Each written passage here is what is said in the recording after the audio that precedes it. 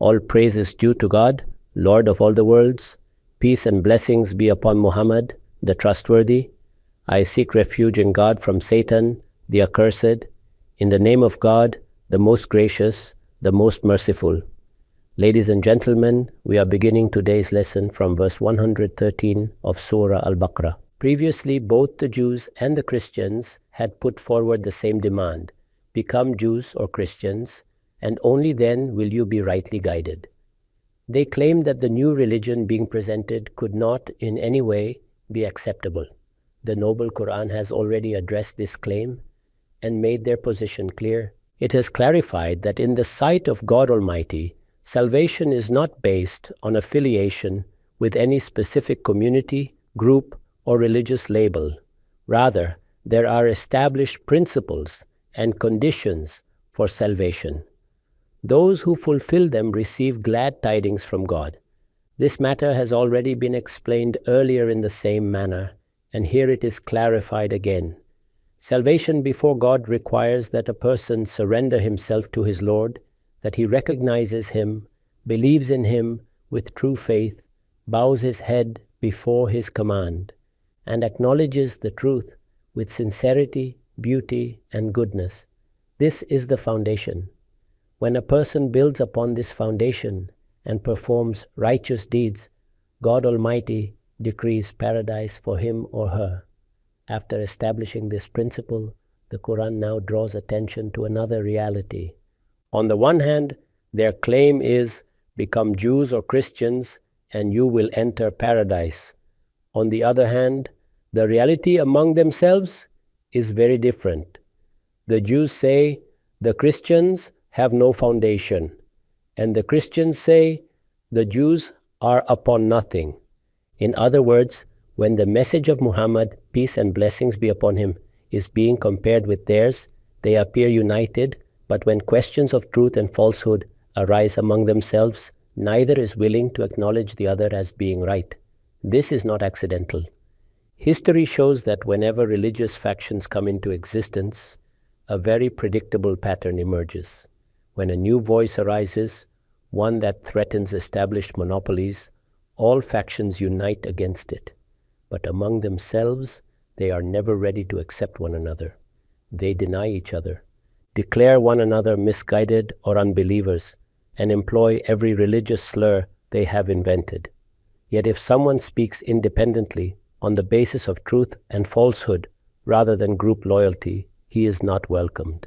Instead of saying, I disagree with this point, or I do not understand this matter, or here is my objection, the response becomes, choose one of our groups. This mentality exists among Muslims as well.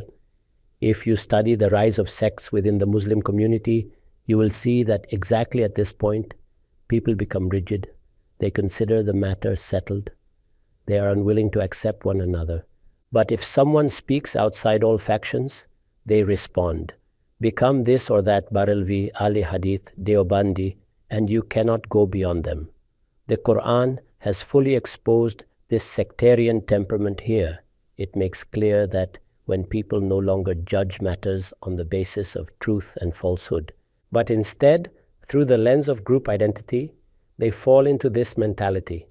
Thus it says, the Jews say the Christians are not upon anything, and yet, paradoxically, they tell others, become Jews or Christians, and all will be well. That is, join one of these groups, and reconciliation will occur. But if someone speaks purely on the basis of truth and falsehood, they are unwilling even to listen. The Quran lifts the veil from this contradiction. It says, on the one hand, look at their demands. On the other hand, listen to their mutual judgments. Ask the Jews about the Christians. They will dismiss them. Ask the Christians about the Jews, they will do the same. And yet, what is the reality? Both read the same book. These are not two separate religions in origin. They emerged within the children of Israel, just as different juristic and theological schools emerged within the Muslim Ummah.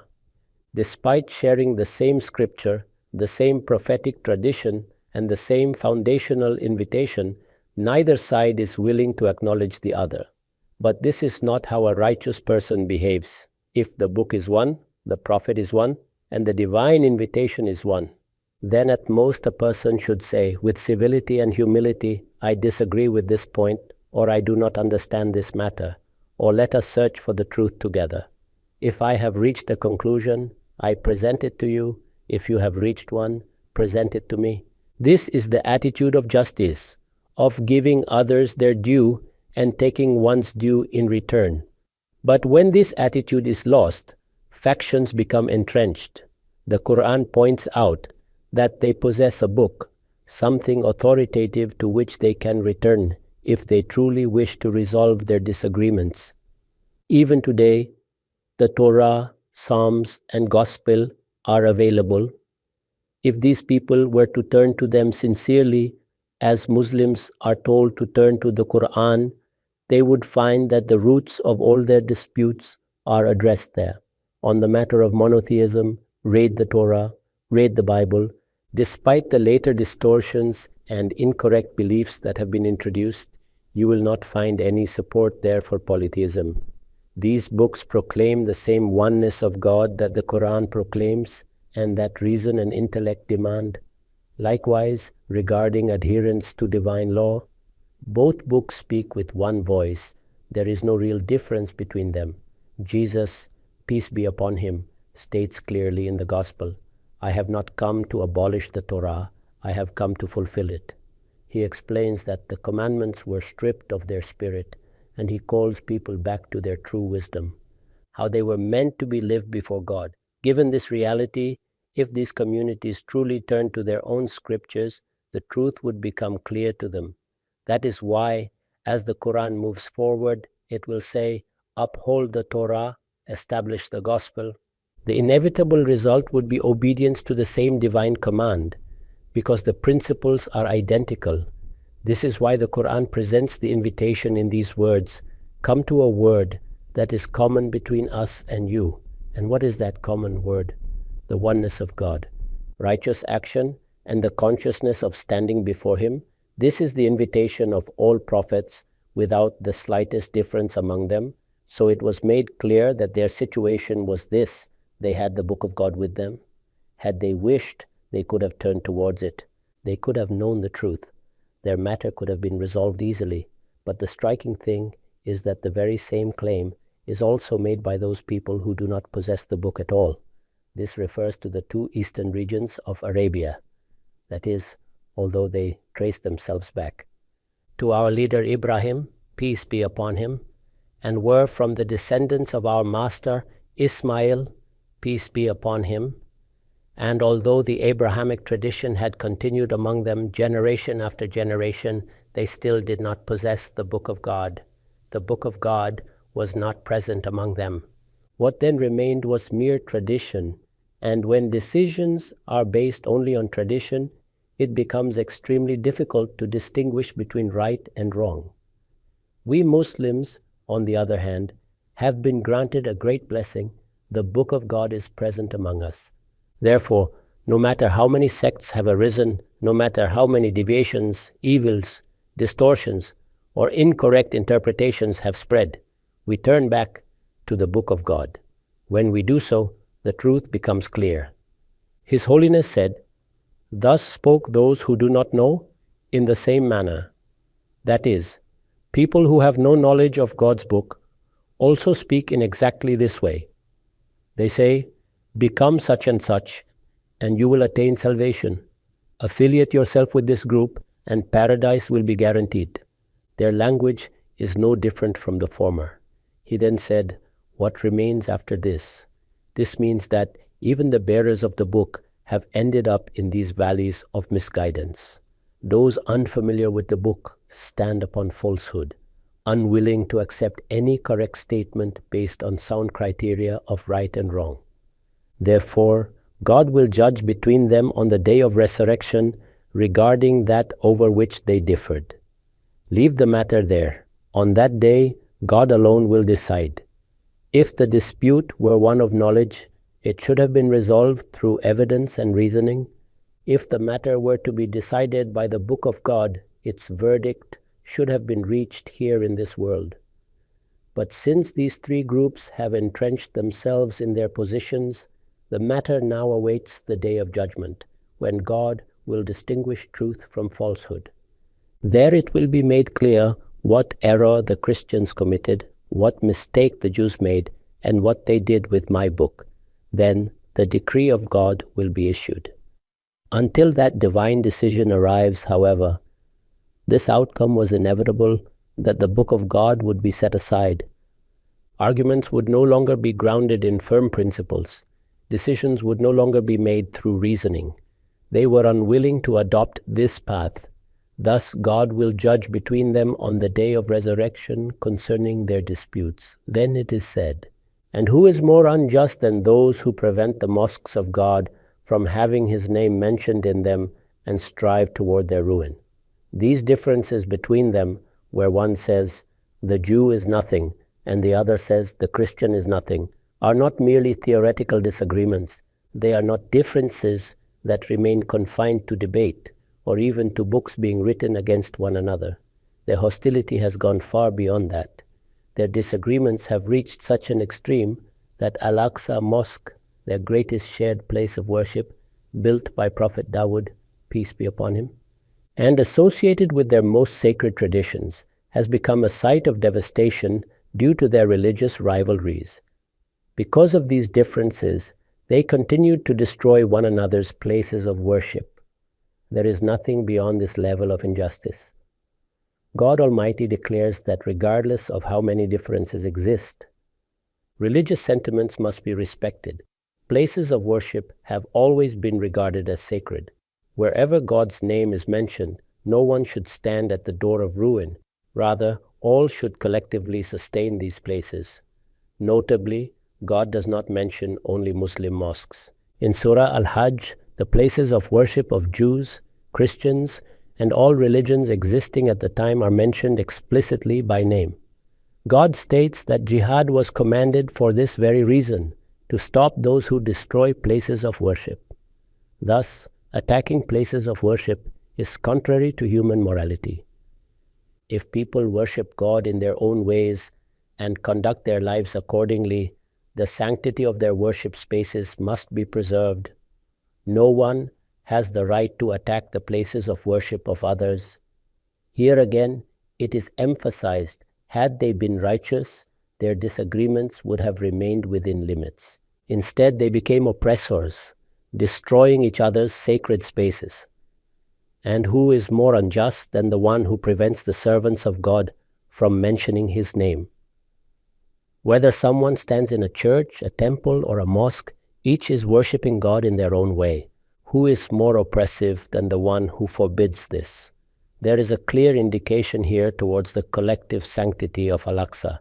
It was a place of worship for everyone. All were meant to enter it and worship God. Yet, whenever one group gained authority, it barred the others. History bears witness to the killings, the beatings, and the deliberate desecration of this sacred site. If the followers of the Abrahamic faith came to Baitul Maqdis only to worship God, they should have been welcomed. Regarding our Prophet, peace be upon him, you know that when the Christian delegation from Najran came and wished to perform their Sunday worship, he said, "This mosque has been built for the worship of God. Worship here." Mosques exist to preserve the remembrance of God. The Quran never approves of preventing people from entering them. Thus, it is declared, there is no greater oppressor than one who stops God's name from being mentioned and works toward the ruin of his places of worship. Such people should have entered with humility and fear of God, not to kill, expel, destroy, or rain bullets upon worshippers. True worship demands bowed heads, not raised weapons. When the heirs of the prophets descend to such depths, disgrace in this world becomes inevitable and severe punishment awaits them in the hereafter. Then the discussion moves forward. Both Jews and Christians once faced Baitul Maqdis as the Qibla. Later, disputes arose, some turned westward, others eastward. But do you think God is confined to a direction? God is the east and the west. Wherever you turn, there is the face of God. The Qibla exists only so that people may worship together in unity. Beyond that, it holds no independent reality. This was never a direction established by God Almighty in the sense that God Himself chose a place and said, "I shall sit here." This is not the matter at all. And when this is not the case, then there was no reason for such conflict. Yet some people began fighting by making the East their Qibla, and others began fighting by making the West their Qibla. If you reflect upon this, the matter becomes clear. See how the Holy Quran exposes the religious mentality. This mentality is precisely this, that concern for truth fades away, the desire to reach reality disappears, and there is no longer any serious effort to distinguish right from wrong. One group fights over the Qibla, another group fights over sectarian identity, someone quarrels over outward appearance, someone fights over clothing. The discussion no longer concerns ultimate reality at all. Therefore, the Quran repeatedly clarifies, these are Jews and Christians. What are they truly fighting over? East or West? The direction of the Qibla. And over these minor issues, they end up destroying places of worship. Yet what was the real point? The real point was this: there is one Lord of this universe, and one day we shall all stand before Him, and that accountability will be based on deeds. Tell me, has attention ever been given to this invitation? Has there ever been a sincere attempt to listen to this message? What is the Prophet calling towards? He is calling towards exactly this. And if the same message is written in your own scriptures, and the Quran repeats the very same truth, and this Prophet presents nothing new, then make a decision. What will be the outcome? The outcome will be this: God punishes oppression and conflict even in this world. And in the hereafter, its consequences do not vanish. On one hand, the state of affairs is this: conflict, fighting, and hostility. And on the other hand, the claim is made that salvation belongs exclusively to us. If you want paradise, you must become a Jew. If you want paradise, you must become a Christian. You hear this claim in history and think, how foolish. But go and look among the sects of Muslims. They say the same thing. If you want paradise, you must belong to our group, our sect. Thus the Quran says, pause and reflect on this contradiction. On one side is the claim of exclusive salvation. On the other side is such moral degradation concerning God Almighty. They even adopted the belief that they are His children. Can there be a greater foolishness in belief? Glory be to Him. God is the Lord, pure and exalted above such claims. Children are associated with need, continuity, and deficiency. What need could God have for children? Everything in the heavens and the earth belongs to Him. All submit to His command. He brought the heavens and the earth into existence from nothing. And when He decrees a matter, He only says to it, be, and it is. These are your needs, fulfilled through children, families, and homes. But about that Lord, whose command alone brings existence into being, you invent such beliefs and entangle yourselves in such follies. Therefore, it was instructed, reflect deeply on what degradation you have fallen into. The oneness of God was your true foundation, the very basis of your faith, through which you were distinguished in the world. You rose to liberate humanity from superstition. You came with the call to worship one God.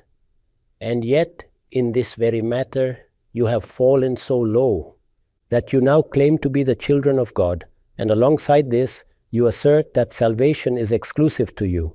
If one becomes a Jew, he will be forgiven. If one becomes a Christian, he will enter paradise. When frustration overtakes them in argument, they resort to another claim, just as those people do, who possess no knowledge of the divine book. They say, why does God not speak to us directly? That is, after everything has been clarified and no room for explanation remains. They say, fine, perhaps your argument is sound, but why does God speak to us through you? Why not directly? Or they demand, let a clear sign come, let an angel stand beside you, let a voice descend from the sky. Again, The issue is not truth and falsehood. Earlier it was, join our group and you will be saved. Now it is, why does God not speak to us directly? God says, this is nothing new. Those before them said exactly the same things. Their hearts have always been alike. We have already made our signs clear for those who wish to believe. Therefore, O Prophet, you bear no further responsibility. We sent you with the truth as a bearer of glad tidings and a warner. Give glad tidings to those who choose righteousness. Warn those who turn away. After this, you will not be questioned concerning the people of hell. Your duty was to convey the message, and that duty has been fulfilled. Now, we shall deal with them. This passage contains consolation for the Prophet and a warning for those who reject. Reflect carefully what preparations are being made and towards which end. To conclude, the simple meaning is this. Jews say Christians have no foundation. Christians say Jews have no foundation. Despite possessing divine books, they speak just like those who have no knowledge at all. Thus, God will judge between them on the day of resurrection concerning their disputes. Because of these differences, they destroyed one another's places of worship. And who is more unjust than one who prevents the remembrance of God and strives toward the ruin of his sanctuaries? They should have entered these places with fear of God, but instead they chose rebellion. Therefore, disgrace awaits them in this world, and a great punishment in the hereafter. All this arose because some turned east, others turned west, when in truth the east and the west both belong to God. Wherever you turn, there is the direction of God. Indeed, God is most forgiving, all-knowing. Yet beyond this, they made an even graver claim that God has offspring. God is exalted above such falsehoods. Everything in the heavens and the earth belongs to Him. All submit to His command. And just as those before them said, these people too say, why does God not speak to us directly? Why does no clear sign come? Their hearts are alike. We have clarified our signs for whoever wishes to believe. Therefore, O Prophet, you are not responsible for producing miracles according to their desires. We sent you with the truth as guidance and glad tidings. As for the people of hell, you shall not be questioned. I say this, and I seek forgiveness from God.